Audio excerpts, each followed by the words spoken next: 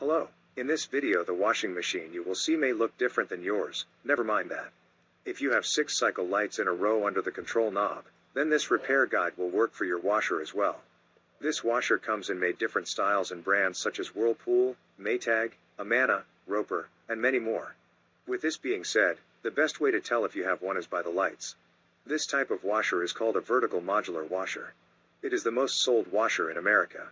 The neat thing about VMWs is that they have a built-in self-diagnosing system that will tell you exactly what's wrong. From there you can decide to fix it or replace it. Running self-diagnosis is simple, requires no tools, no experience and takes only 2 to 3 minutes, but before running diagnostic mode, we suggest running the recalibration mode first, which is a similar process. This following video is going to show you exactly how to do the proper steps starting with recalibration mode.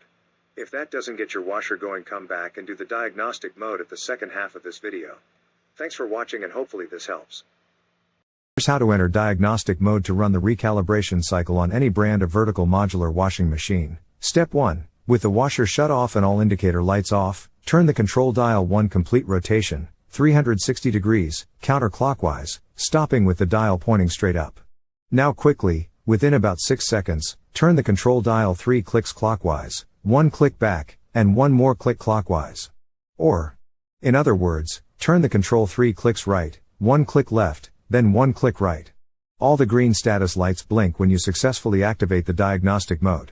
If the status lights don't blink, try again and maybe try turning the knob a little faster, or slower. Okay, congratulations, now your washer is in diagnostic mode. Now, we need to turn the dial 2 more times to the right or clockwise. Then press start and you're done. Now the calibration cycle will begin, which runs for 2 to 3 minutes.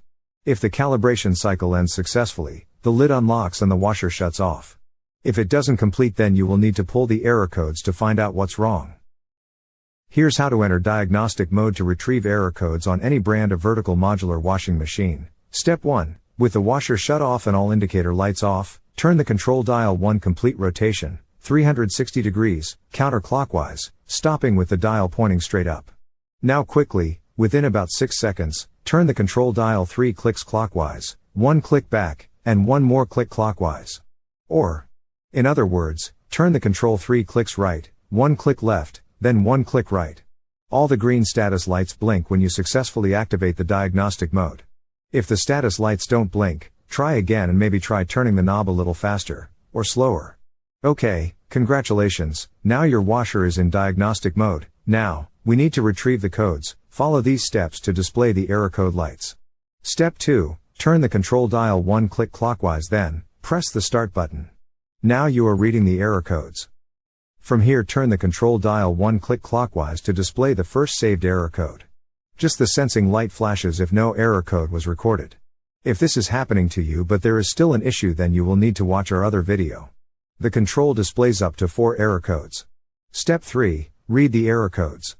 Error codes for the VMW washers have 2 parts. The first is the letter F, followed by a number, and the second is the letter E, followed by a number as well. Which lights are illuminated indicate the numbers. The sensing light on indicates the letter F. The sensing light off indicates E. The wash light equals 8. Rinse equals 4. Spin equals 2.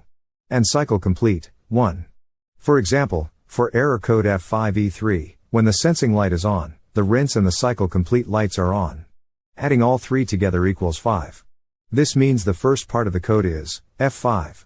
Then, on the other flash of lights, the sensing light is off, but the spin and the cycle complete lights are on. Adding them together makes 3. The second part of the code would be E3. That's 1 code. The same error code flashes repeatedly, until you turn the dial 1 click clockwise, to show the next error code. Turn the dial again and see if you have any other codes. If there is no more codes, then you're done. To exit diagnostic mode, turn the washer off. Now, you have your error code. Use these images in this video to look up your error codes. Look in your washer repair manual, or just Google top load washer error code and enter the code, and it should come up no problem. Now you know the problem and what's causing your washer to not work.